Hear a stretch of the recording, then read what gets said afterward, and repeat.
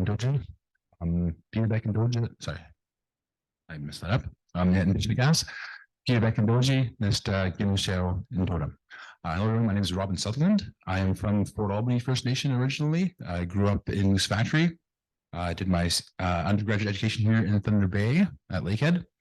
Then I went back to Fort Albany to teach high school, English primarily, as well as a bit of co-op, Native Studies, and other courses as well. As I'm sure you're aware, many schools in the North are very under-resourced. So I was basically the English department, the co-op department, as well as a social sciences teacher. So a bit of everything there. Back in Thunder Bay, I started working at Lakehead in 2016 as a transitions advisor on the main campus. That contract ended, and I started work at the law school in 2018. So here we are. Today we're looking at land-based learning and community engagement in law school. And the title of this presentation is Revitalizing Our Laws. Yes, I'm in control here. And let's just start off with a quick land acknowledgement. So I do acknowledge that I'm not from this territory, and I'm a guest on the traditional territory of Fort William First Nation, who are signatories to the Robinson Superior Treaty of 1850. And that's something we try and do at all of our events that we're hosting or presenting. We are usually guests, so we are not, we don't own this land, we aren't from this territory, so wherever we go, we try and situate ourselves wherever we go. Okay, so call to action number 50, that's kind of what started our institute. I'll talk a little bit about our program and the institute itself. So call to action 50 states that basically in a nutshell is calling on law schools across the country to develop some sort of Indigenous law institutes for the development, use, and understanding of Indigenous law and access to justice in accordance with the unique cultures of Aboriginal peoples in Canada. So there are several of these institutes in Canada. Next slide. Oh, I'll start off by talking about our institute specifically. So the Minna-Wabandan Inakana-Gaywanin Indigenous Law and Justice Institute. So what Minna-Wabandan Inakana-Gaywanin means is just seeing the law in a good way.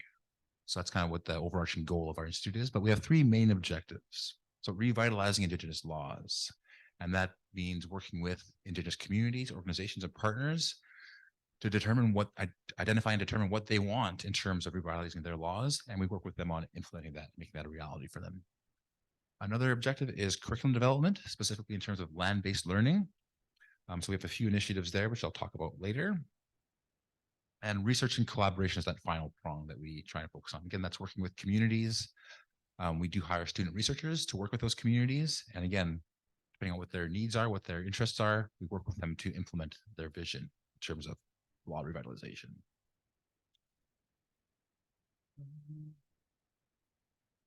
And this is where we get today on the other institutes in Canada. So there's about 4 or 5, I guess 5 of them, all, including Lakehead. So the University of Victoria, I think, has one of the more established institutes. They have the Indigenous Legal Research Unit and the National Center for Indigenous Laws more recently. They're actually the only university law school in Canada that offers a joint JD/JID designation, so a Juris Indigenous doctorate. So it's kind of a specialized, more focus on Indigenous law and Aboriginal law. Does anyone know the difference between Aboriginal law and Indigenous law? Those are 2 different types of law. Anyone know the difference? No? So basically, Aboriginal law is the Canadian law or colonial law that was placed on Indigenous people. And Indigenous law are the laws that we have created and implemented since time immemorial and are still implementing today. We're still developing those laws. They're laws in any realm are kind of living documents. They can evolve over time. So same is true with Indigenous law. We're still discovering that, identifying it, and also developing it. Dalhousie has the Schulich School of Law, and they have a certificate in Aboriginal Indigenous law, but they're also developing a sister institute as well. University of Alberta is also fairly well established. They have the Wakatoan Law and Governance Lodge. I'll talk a bit about them later. We have a bit more of a partnership with them. We actually visited there last month, so I'll talk a bit about that trip. And then the University of Windsor has the Indigenous Legal Orders Institute. In 2018, they hosted the World Indigenous Law Conference, and they're doing some work with their communities in that area. Also this year, we kind of partnered with a few of these institutes on a group called the Nokomak Network. Nokomak is a Mi'kmaq word that means basically siblings or sisters. So that's what we are. We're kind of a sibling sibling institutes are collaborating on similar interests, looking for ways to that we can join our resources and forces basically. I think for all of us, capacity is sometimes an issue. So just utilizing those existing resources from our partners from these other institutes and identifying what needs to be done, because I think we live in different regions, and all the communities in those regions have different needs and different priorities. So just identifying those and working towards those, I think, is important. So our particular institute did it on leadership and governance. In general, our law faculty and the institute are governed by our Anishinaabe Omaminawewin, and that's our advisory committee for the law faculty and the institute. So they guide us really in anything Indigenous, any issues that are coming up in terms of curriculum, in terms of student issues, student support, recruitment, admissions. All of these kind of go through the Anishinaabe Omaminawewin committee. And people who sit on that committee are so law school in general was started in 2013, about 10 years ago. And there were five stakeholders that were key in getting this law school launched. Five of those those organizations are very local, and played a very prominent role in signing an MOU to launch this institute. Launch the law school. And so those are Fort William First Nation, Anishinaabe Aski Nation, the Anishinaabe Nation, formerly the Union of Ontario Indians, Grand Council Treaty 3, and the Métis Nation of Ontario. So all five of those groups have a seat at our table.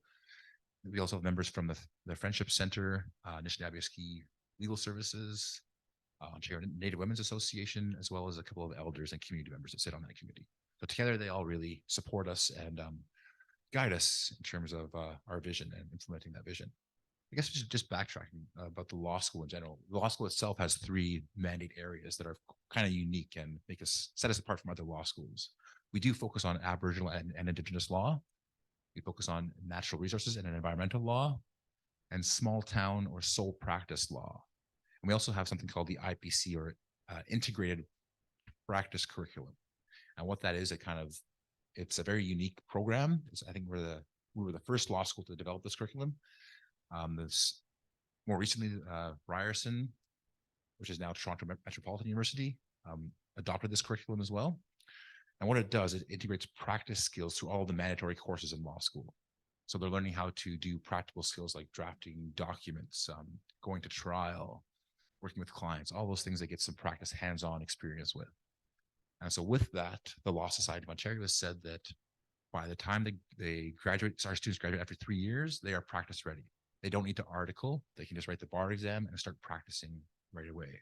Every other law school except us and TMU requires a year of articling from their students. So it's 4 years in total to become a lawyer generally, but here we cut it down to 3 years. And so again, with those three mandate areas, that really focuses our energies on producing lawyers who are practice ready in the North to work with Indigenous clients. That's kind of our focus area. We do accept students from all over. We have a large contingent from the GTA, which is why we kind of need to educate them on Indigenous issues and Indigenous people. So that's really a big part of our curriculum. And our team is really led by myself and Professor Larissa Speak. We're teaming up as co-directors. And we have Anna Chief as our field school coordinator, as well as a number of student researchers. Just kind of in general, the history of the Institute has gone through some changes. So we were launched officially in April 2021, 2 years ago. And our inaugural director was Professor Nancy Sandy. So she was kind of the lead director. I was working on outreach and research with another colleague, Sherry Apatoswe, and Anna was still the field school coordinator. That summer, 2021, was kind of a landmark summer in Canada. You may recall there was the discovery of the 215 unmarked burials in Kamloops. And it was very close to Professor Sandy's home. So she was kind of called back home to work with her community, Williams Lake First Nation, to work on protocols for that process of investigating these unmarked burials and bringing those children home. So she ended up going back home for the summer and to work on that. We thought that maybe she'd be able to integrate that into her work with the institute, but it just didn't work out. The commitments back home were too strong, so she made the difficult decision to depart ways. And so I took over as interim director. We finally hired Professor Larissa Speak last summer, and since then she's been helping out with the institute and taking on one of the leadership roles. So three of us primarily.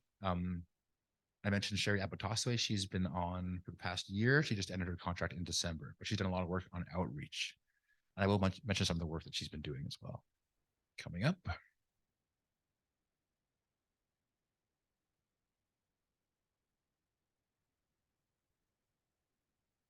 Okay, so moving right into community engagement. So that really does consist of a lot of outreach and engagement. So those are some of the nations and communities that we have reached out to and done some work with. That's been a lot of primarily Sherry Abatasawe's work. She's really been the outreach coordinator, so she's worked with most of these communities. So I can't speak a lot to this, but these are the communities that we've reached out to and try to identify what they are looking for. In some cases, it hasn't always been an Indigenous law. Some of it is it's touched on Aboriginal law. So some of these communities are looking at things like elections and governance codes. They might be looking at membership issues. I think that was one issue for the Métis Nation of Ontario. Some of them are looking at jurisdictional issues. So those sometimes touch on Aboriginal law instead of Indigenous law, but it's really what those communities were looking for. So we didn't really want to deny those communities those requests. So that's what we've been working with so far. Most recently, I think Rainy River First Nations is one of our stronger partners. They're about 4.5 hours west of Thunder Bay in Treaty 3 area. And we've been taking an annual trip to their Kanachawinung Historical Center, which again, I'll talk about in future slides. But they have something called Manitou Mounds, a series of burial mounds out there. So we've really seen the educational value of bringing our students out there for a number of reasons, not only for Indigenous law, but there are issues with the international border. There are mounds on both sides of the border, Canadian and American side. So there's the issue of repatriation of bodies back to their homelands. The center is also a bit of an interpretive center or museum. So we talk also about repatriation of museum artifacts and ownership of those types of things. Lots of legal issues that we learn at that site. But most recently, Lakehead University is working on an MOU, a Memorandum of Understanding with the Rainy River First Nations. They're looking to collaborate with the university as a whole on things like land-based learning, education. They want to increase the profile of their center. They see that there's a lot that they have to offer. They want to educate their own members as well as the broader Canadian public. But the Kanachawinung Historical Center, great. If you get a chance to go out there, I strongly recommend a visit there. You will learn a lot and be a great experience. Yeah, so those are some of the outreach projects we've been working on. Still, it's a work in progress. Those are some of the initial outreach initiatives we've undertaken. But looking forward, there's a couple that are underway actually. One is with McGill University and Osgoode Hall Law School. Professors Aaron Mills and Karen Drake are working with Professor Larissa Speak, as well as a number of student researchers from each of those universities, law schools. And then again, they're working with those communities in the area surrounding Toronto and Ottawa, and looking at what those communities want in terms of law revitalization. And so the students will work on research in terms of developing those needs and satisfying those needs. Again, more recently, Toronto Metropolitan University and Infrastructure Beyond Extractivism are working on a more local project. So Damian Lee, who works at TMU, wants to reconnect with Fort William First Nation. So one of the things that we're going to be working on is a more sustainable project to get community members out to the sugar bush in Fort William. They do have a network there, and they do regular harvesting every year. But they want to share that knowledge as well with the broader community. So that's kind of where we come in. We're going to try and bridge that gap and work with them to get more people out there so they can educate more people about what they're doing. We also have been working on a resource library at the law school that'll be housed in the Indigenous Law Students Association lounge. So we're sharing that space with them, developing some resources. We'll have books and other documents that are available to our students and community members. And we're also working on a speaker series, most likely to be housed on YouTube. and that will be bringing a variety of speakers to talk about Indigenous law topics. Any questions so far about that community engagement and outreach piece? Pretty straightforward. We're trying to go about things in a good way. So that brings me to my next slide here. So last month, I mentioned the Wakatoan Law and Governance Lodge. Last month, they hosted a community research methods for revitalizing Indigenous laws training. So that was held in Enoch Cree Nation, just west of Edmonton. And they invited a number of communities, a number of institutes, academics, scholars, lawyers, and we got together to talk about, in a nutshell, revitalizing Indigenous laws. But part of that was how do we get the information from communities? The community members and the elders, the knowledge keepers, they hold the knowledge that we're looking for. They may not realize it sometimes, but it's just a matter of getting that. I don't like using the word extracting, but kind of, it's because it's a two-way street. We don't like to just take, we like to give back. So through things like that workshop, that training workshop is a way of hosting, providing food, providing dialogue and a space just to talk about these issues. So while we're giving that back, we're also looking for information. We're looking for what those communities want. And so we learned a few different methods on how to get at that knowledge. So some of those methods we will use in future workshops. With that, we are actually hosting a workshop on March 31st on Friday. There's the poster for it. It's called Increasing Knowledge, Awareness, and Understanding of the Recognition of Indigenous Laws and Legal Traditions, Walking the Sacred Path Together. So I mentioned Sherry Abitasoe, our outreach coordinator, whose contract ended in December. This is one of her last deliverables that she's working on. So she will be hosting this workshop, and she's been working on inviting community members, different organizations from like McEwen, Treaty 3, Fort William, AT Nation. I think NAM Legal has some RSVP'd, but that'll be on Friday. And so again, the goal is to identify what these different communities, what these different organizations want in terms of revitalizing Indigenous laws. Again, I mentioned everyone has different needs, different goals in this regard. But just identifying those, that's a bit of a task. And then once that's identified, figuring out the steps to take to implement those laws. So it could be again a methodology, a framework, trying to get at find the best way possible to again identify, get at those laws, and share those laws with their community and with the broader public if they're willing to do so. So with that, we try and we'll have some student researchers and note takers taking notes during that workshop, and the idea is to compile a report to be gifted back to those participants in that workshop. So that's the goal of the day for Friday.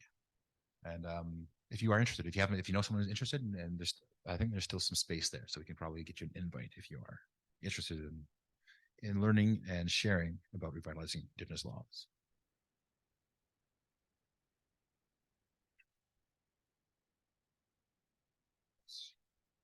That's most of it for community engagement and outreach at this point. Again, we're fairly young. We're about 2 years old, so we're still trying to increase those networks and those partnerships.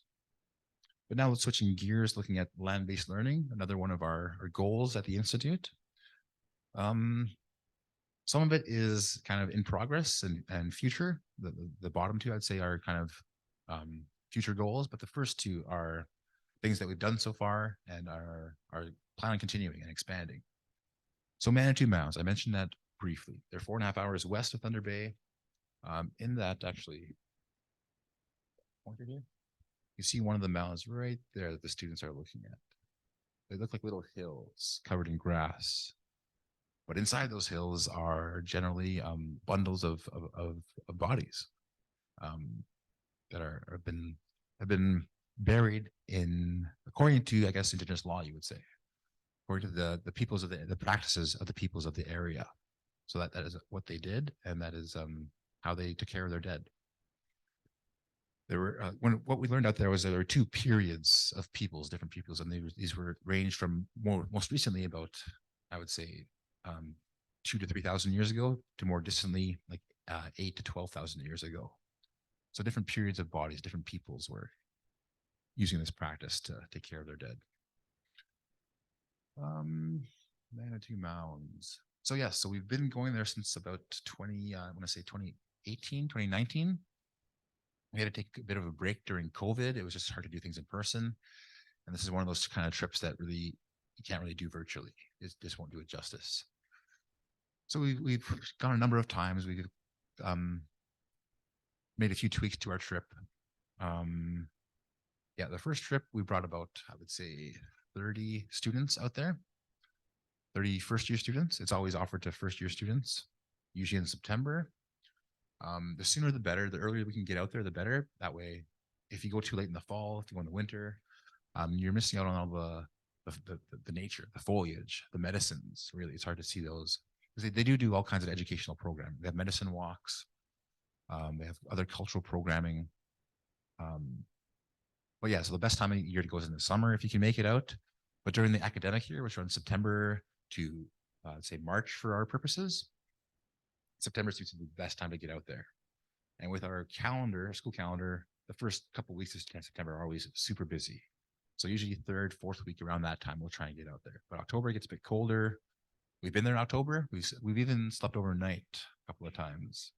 Camping out night in October isn't the funnest for our students. Some of them come from Toronto, and sometimes it's their first time camping. So we do prepare them, but yeah, it is a bit of a challenge for some of them. In that bottom picture there, you can see them preparing their campsite for the night. Yeah, so it's usually we try and get one full day of programming in there, but because it's 4.5 hours away, we have to leave the night before, set up our camp, maybe do some evening program. Then we'll have a full day of programming. We'll get a tour of the Kanachawinang Historical Center, the interpretive site. We'll get a tour of the mounds, their outdoor walking trails. Usually they'll bring in some knowledge keepers, a drum group. They also have a beautiful space called the Roundhouse, which you'll see on the next slide, actually. I just flip over there now. In that middle bottom picture is the Roundhouse. It's a beautiful space, beautiful center. You'll see in the middle is where they have their drummers, and around it is a sandy area. Sand, and then around that is another wooden pathway. Beautiful area. From what I heard from the facilitators there, the elders gave them guidance that originally it was all wood, and they were asked to open it up to the ground, the earth, because that's our connection to Mother Nature. So that was very important in the elders' vision for that space, and it was implemented according to the centers. Yeah, so originally, yeah, it was 2 nights. So an evening, a full day, and then we go head back in the lunchtime the next day, usually Saturday. Be a full day Friday, we leave Thursday evening. Most recently this year, we expanded it to like 2 days, like 1.5 days, I'm going to say. We left on a Thursday morning, so we had Thursday afternoon, Thursday evening. We had a full day Friday, and then we came back Saturday lunchtime again. So we got a bit more programming in this year. In the bottom left there, yeah, we could see that I forget his name, but he was one of the knowledge keepers providing some fire teachings to the students up there. The other 3 pictures, the top 2 on the right, are from our law camp, which I'll talk about shortly. Yeah, Manitou Mounds. I can't stress how much of an amazing experience that was, not just for myself, but for the students. Anytime I find that we have these types of not just field trips, but these land-based learning excursions, I find it really brings the students together. We see unexpected benefits. It's really a bonding experience for them being out together in nature on the land. We see stronger ties between our students. I'll mention it right now, just because for the law camp, that's one of the reasons that we decided to expand it. This past summer was our first year, about 12 students. It was optional. We're planning on expanding that entire first year class of 65 students and making it mandatory, because we do see the benefit of beginning not just the law school year, but the law school program with this type of learning. Even going into orientation the first week, your first couple classes, there's a lot of stress, a lot of anxiety. I don't think it's any secret that law school can be very challenging and demanding. It's one of the toughest forms of education I think you can go through, in my opinion. I haven't been to law school, but that's what I've heard. Um, we find that this kind of soft entry on the land, learning with each other, it's very beneficial and really kind of sets students up for success. Those students that are attending our law camp this summer, we find those are some of the leaders that are leading their class this year. So Manitou Mounds is actually owned by Rainy River First Nations. So they kind of control that center and the education that's going on there. And yes, I mentioned before, Rainy River First Nations is looking to partner with Lakehead, not just on this piece, on the Manitou Mounds in the center, but they see avenues for business, for marketing, for education, for law revitalization. There's lots of different aspects there.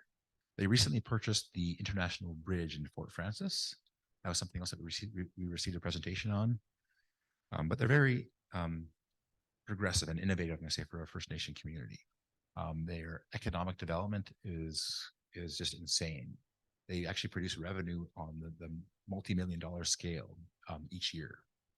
That's from the projects they have from, I think they have some solar panels.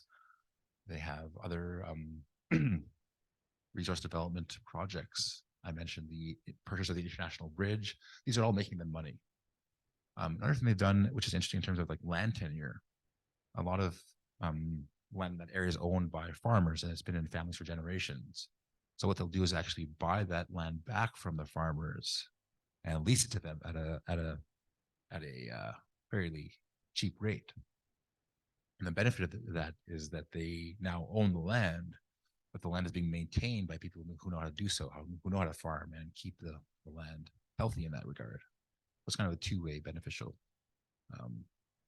agreement. So that was Manitou Mountains. Any questions about that center?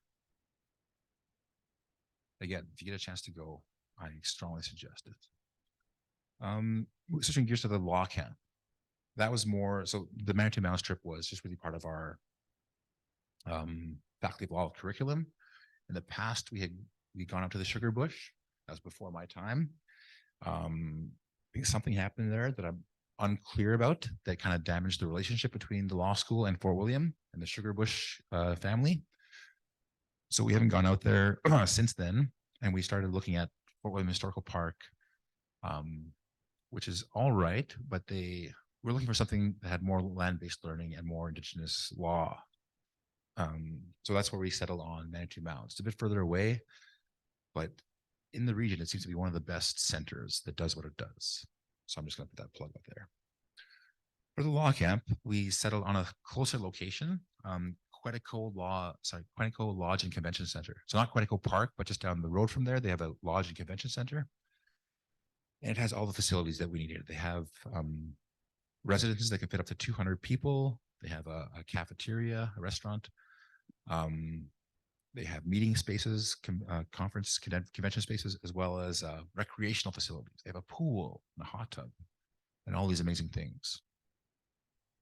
So we developed a week worth of programming. We combined this law camp with some introductory legal research and writing activities. So in the mornings, we would start off in a circle with our knowledge keepers and elders. That's in that top left photo there.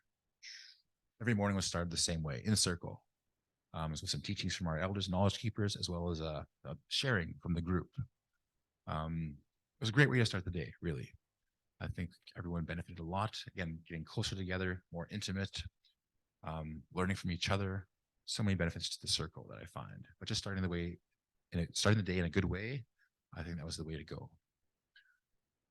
In the afternoons, that's when they'd have like an hour or so of that legal research and writing practice.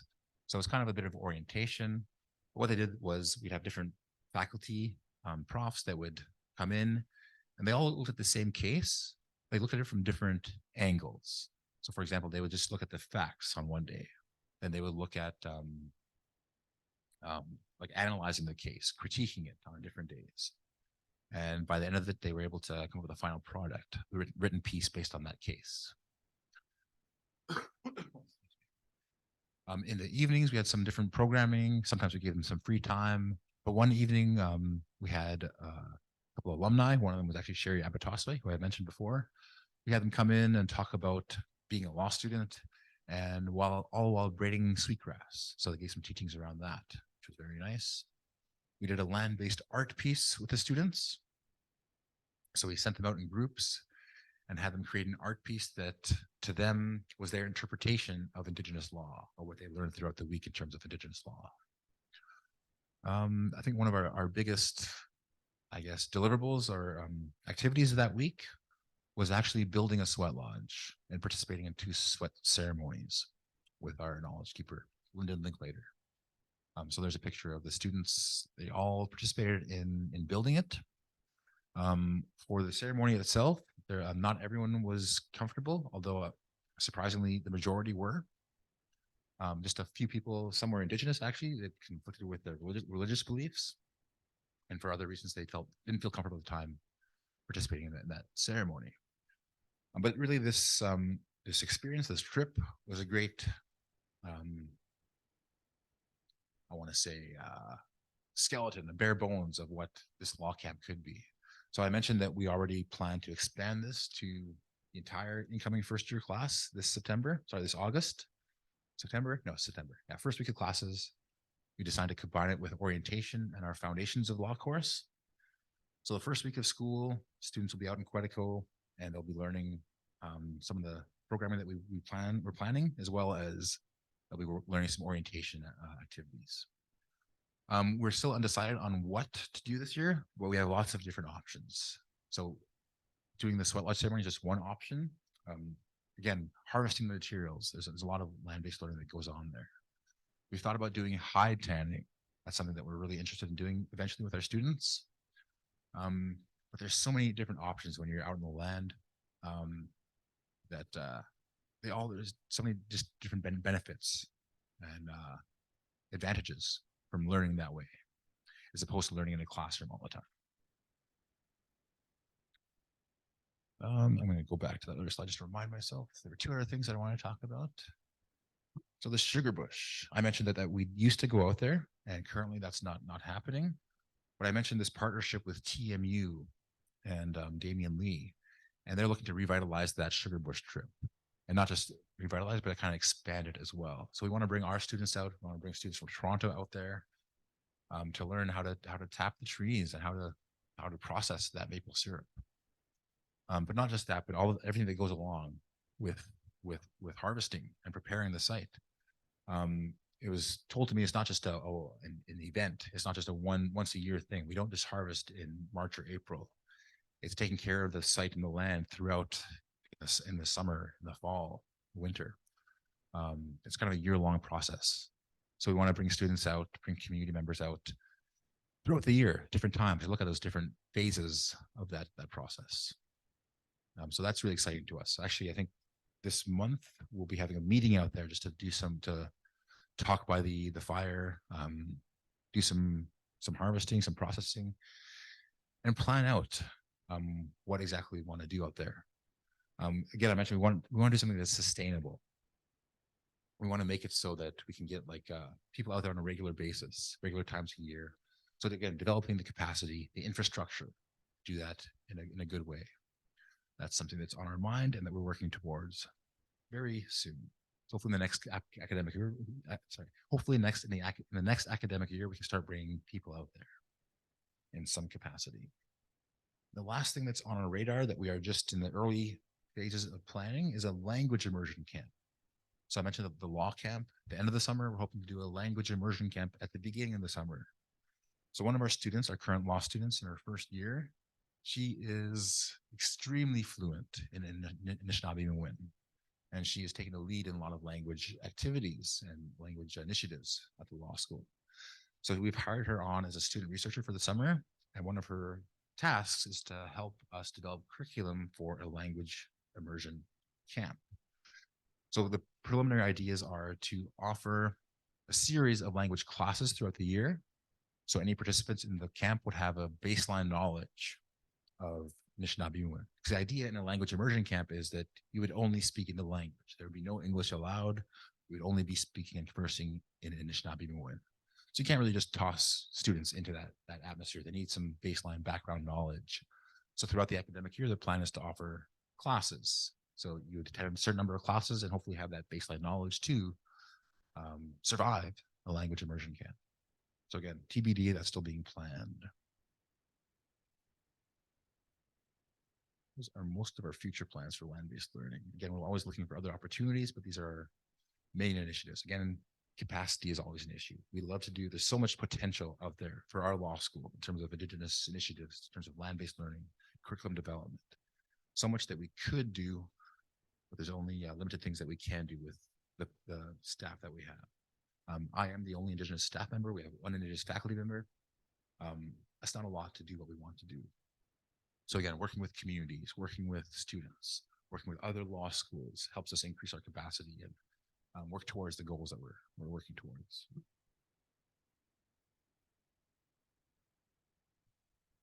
Just about it. Any questions so far about anything else? Again, Miigwech, thank you for joining me today and listening to what I have to say. There's my contact info if you want to get a hold of me at any time. Our website, which is under development. We're still making changes to that.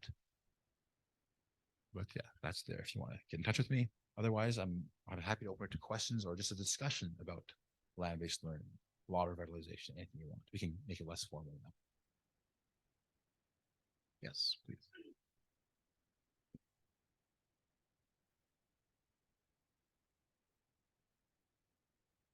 Yeah. For the language immersion camps we're talking about.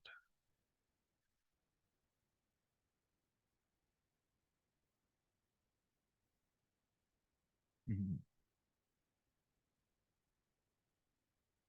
Good question. So most of these events are primarily geared towards law students that are in our program. So the Manitou Mountains trip, the law camp, those are kind of for within our faculty of law for our students. It would be nice to bring out, expand that again, open it up to more community members. But generally our students that go through our program will have the knowledge they need to get out there. So in their first year, I didn't mention this about our program, we have a number of mandatory courses in Aboriginal and Indigenous law at our law school. So in the first year, students take Indigenous perspectives. That's a class they take with me. It's different than their other classes.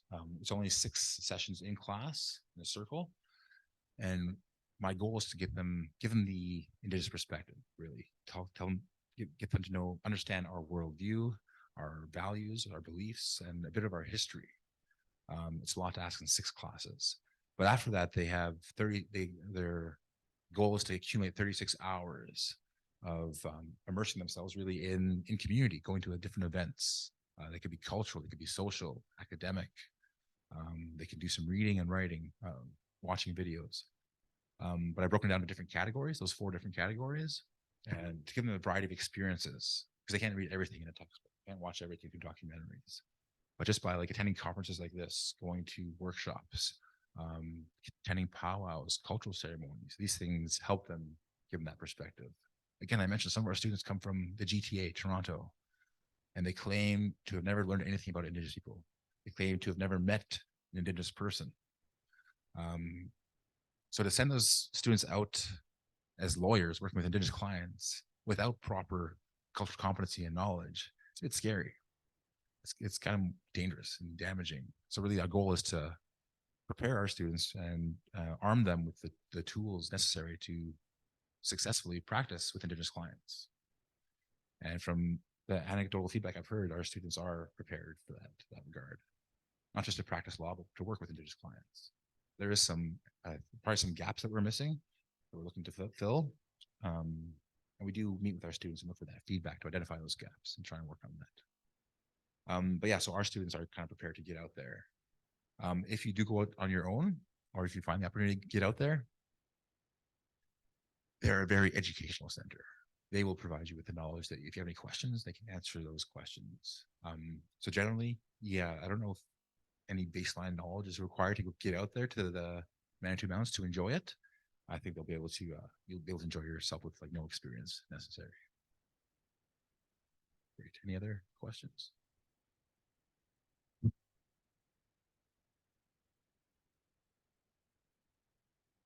Yeah.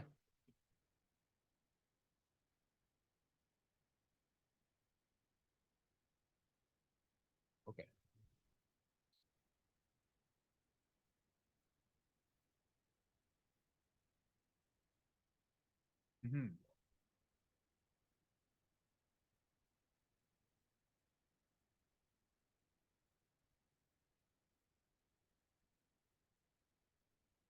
Right.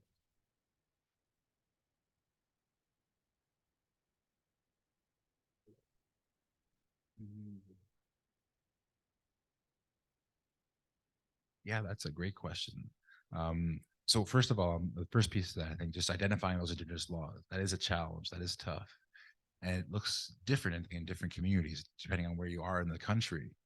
Um, some communities are very strong in their identity and their culture, and they have knowledge keepers that do have that knowledge. You just have to kind of coax it out of them a little bit, interview them, talk to them, sit with them, and learn from them. Other communities are may, for lack of a better term, may have been in contact with colonial entities for a longer period of time and may have lost a lot of those connections and a lot of that knowledge. I'm thinking something like Fort William First Nation, who's right on the border of Thunder Bay, been influenced by Thunder Bay for over 100 years. Um, they might have a bit harder time to dig deep and find those indigenous laws, but they are there. I think there's people that do have that knowledge, and this it's also written in places you might not expect, not just on the elders, but like it's written on the land itself in some cases. We can extract that those laws from the land and from nature. There's different types of indigenous law too. I've heard of natural laws. I've heard of sacred law. There's different types of indigenous law. So again, I think it depends on what field you're looking at. Health might be much different than like law, legal law. The second piece you brought up was kind of that interaction between indigenous law and Canadian law. Those are, yeah, they're not always complementary and they're very often contradictory. So where does indigenous law fit in the legal landscape of Canada? I think that things are getting better and changing for the better. I think due to things like the Truth and Reconciliation Commission of Canada, 2015, one of the calls to action, one of the recommendation is acknowledging and utilizing Indigenous laws within the Canadian legal landscape, um, putting it on par with the common law and civil law in Canada. I think that's still a challenge. There's still work to be done there, but that is, I think, an expressed goal of the Canadian government. Just what that looks like and how it will be implemented. I think going forward is is unwritten so far. There's no clear answer there. Sorry if I didn't answer your question that one.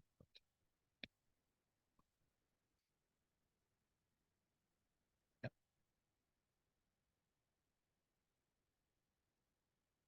Mm-hmm. Right.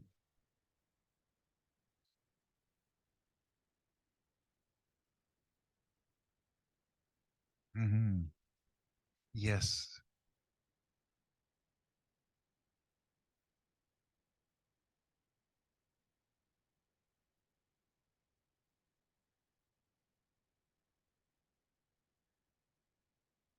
Mm-hmm.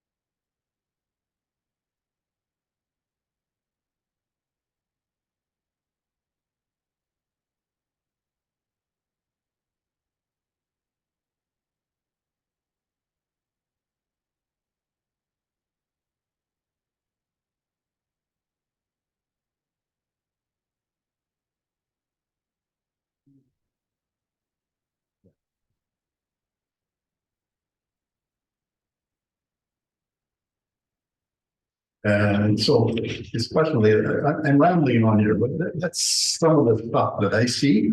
And it all comes back to what you're talking about, is what is our law? You know, you want to know something? I even asked the chiefs one day, big meeting, problems occurring.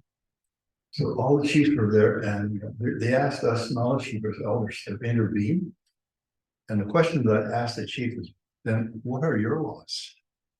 What do you want to apply in this situation that we currently find ourselves in? You know what I got? Silence. So it's great degree of difficulty, and I'm sorry for rambling on here, but that's just some random thoughts. I feel like because of the different degrees of colonization within our communities, we all vary with that knowledge. One of the stories along the James Bay coast is that when the Europeans started to come across the ocean, the Crees went out west, and they took the ceremonies and they took the knowledge with them. So I feel like it's about our First Nation communities to go and search for that knowledge, and it's out there. It's just a matter of being open-minded, because our way of lawmaking, our way of cultural is not written in no book, no stone, and it's something that we have to continue to seek and continue to gain knowledge for. For instance, so much on that side of the Spiegel side, it's a lot of land-based learning, and I feel like our laws are within our ceremonies, and that's where we're going to hear a lot of the past of where do we make these laws? Where do they come from? They come from our ancestors. So 2 years ago, 2019. Oh, it's been a couple years now.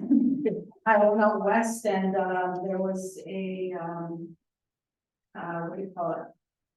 A sweat, and during that time, it was said that the ancestors told us to make sure that the students our youth were learning their language, because then if they were to learn the ceremonies and go into the sweat, they won't be able to communicate.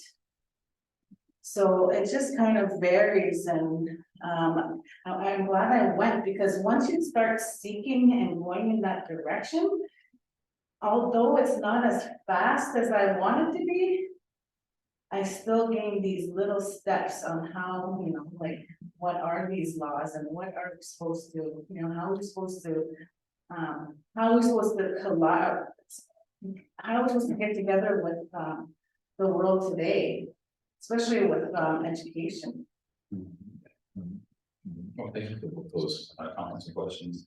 Just a couple of points, I guess, on we're talking about ETRs as a form of like Indigenous law within Aboriginal. I've seen that. That's how a lot of communities are trying to implement their Indigenous laws when they do the CR and package it under the Chief Council regulations, which is itself Aboriginal law, colonial law.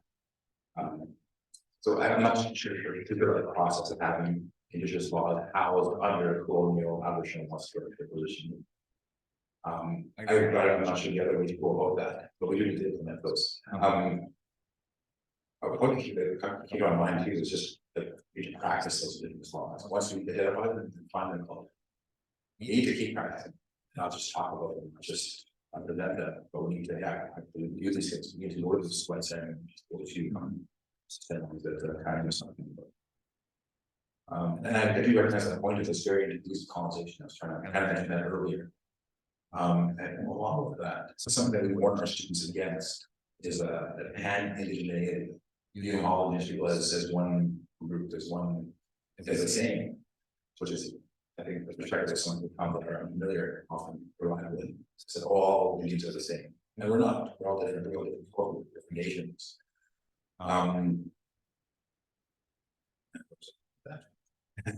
That was, yeah, because of that, I think that we, even though we're all different, we're not the same, we are all related. So I think when time, especially way out west and looking at their practices, their laws, because that's kind of how ours. Their laws came from our eventually, we shape laws. So there's a migration of sharing knowledge and ideas and laws. So when you consider that as well, kind of trying to just revisit these and bring these laws back. Well, you know, it still boils down to the best practice. So one of the things that I can share with you people here is that, you know, as a grandfather, I was worried about my grandchildren and great grandchildren of how they would practice their culture and how they would retain it. I was really concerned. And then I put it out of my mind. And this is over a number of years. So I'm 85 now. And this goes a number of years. This goes back to the 70s and 80s. And that gets to be a long time ago now. in my time, it seems like so far away. But anyway, here I am. I'm concerned about that. And during one part of my life, I'm the executive director of Friendship Center in North Bay. And of course, I was there for 15 years and we're doing the cultural stuff. And we had a little thing called the Little Beavers program in the day, teaching children. It was a real godsend. However, time progresses and I'm worried about my children, my great grandchildren. And then when my daughters started to develop a curriculum in the Quebec side, started using technology. This goes back a couple of years again, started using these things, video taping. And there's where I found my answer. Because I saw my own great grandchild doing the snowshoe walk. Wonderful, absolutely amazing. You have to see it. And it's a teaching. It is the law. Teaching it and preparing that young lady, my great grandchild. And then on top of that, I saw another one, a walking out ceremony of my other grandchild, a little older now. And the way that they prepared it was just unbelievable because the whole community is involved, including the teachers part of it, everybody involved in it. And this is in Waskainish, Quebec. And here they are doing the walkout. And I'm looking at all of that and I said, oh, what a salvation. Now I know how to do. Now we can see it, visualize, because you know, as a teacher, ours is a very visual expression. We need that. And so we do that. So I saw them and I saw these great grandchildren. Now they're grown up. One of my great grandchildren now is, I think, 17. Unbelievable difference in this individual. Unbelievable. Because she experienced the law from the elders there.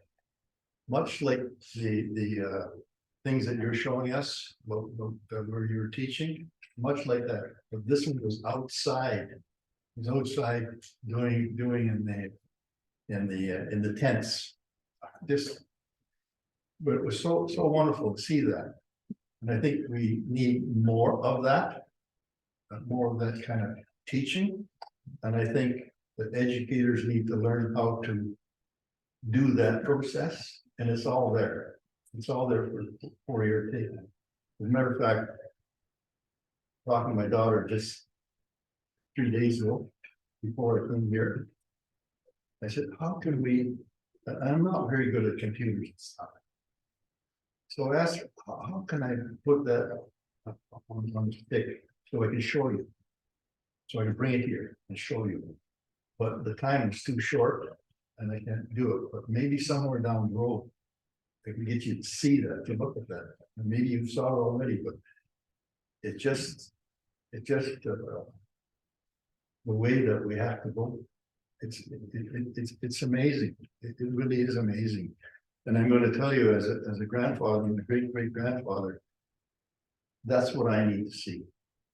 That's what I need to see from you. from our education system. See that you're making it all right, you know? You know, when I went to school, there was none of this. There was nothing, you know, and you heard all those stories. Well, I'm a product of them. I'm a product of the Dick and Jane existence, you know? So, but after a while, it starts to come to you, but I think we need to share that in order to make things work. And you know, it seems so impossible. I don't know how you people think, but it just seems so, we really have to challenge it. We really have to attack it. Politically, practically, in all different ways. We need our schools, we need to make an example, perhaps, of the best school that's out there. Which one is the best that's working to the, really the ultimate experience? And get that down so that we have that we can show and build on it. And maybe we're doing that already, maybe I'm missing something. But I think we need to do that in order to move forward. I'm gonna tell you, I'm involved in the federal end, the provincial end, and Mishnah-VSK and the local end. And I see the same pattern all across, all the challenges that we have. And they're critical, and it's really hard, and it's so difficult to get this government to listen to us about what is really. I guess that's what, and again, I'm rambling on, but those are the things on my mind. I just kind of hope it helps some people along the way. And anybody who wants to talk to me about that outside of this room, welcome. Because I really believe in what I'm doing and the things that can be done. I did the impossible the last 5 years in inventing a center in Pinhole, the Justice Center, something that said it couldn't be done. And I remember I used the expression saying, we'll accomplish what we can today and we'll do the impossible tomorrow. That's what I was saying to one of the leaders in the day, and we accomplished it. But man, I'm going to tell you, it was horribly hard. But we got there, and we have to do the same thing with education, with everything that you're doing, and everything that we're actually doing. We have to remain really belligerently positive and keep on. Anyway, I'll quit there. I'm rambling because, and the reason I ramble is because I'm anxious. I'd like to see it. God damn it, where is it? You know. So, I'm sorry, but No worries. I'm all over. Just you, thank you so much for sharing that with us. yeah, and thanks for listening to my rant. I think I'll get a cup of tea and cool down. But I think I'll agree with thank you for this best practices, your advice of accessing it, experiencing it, and sharing it. I think are some of the best words I've heard. the only way we'll ever get there is to talk about it. Yeah. That's it. Get it on. Thank you. To say we do a round table with everybody involved. That's it. You got it. I was looking at you. You're interested. Thank you. Thank you, everyone. And then brings us to the end session. So I'll take you back on your way to your next session. You guys, yeah, and so the rest of your comments. Thank you.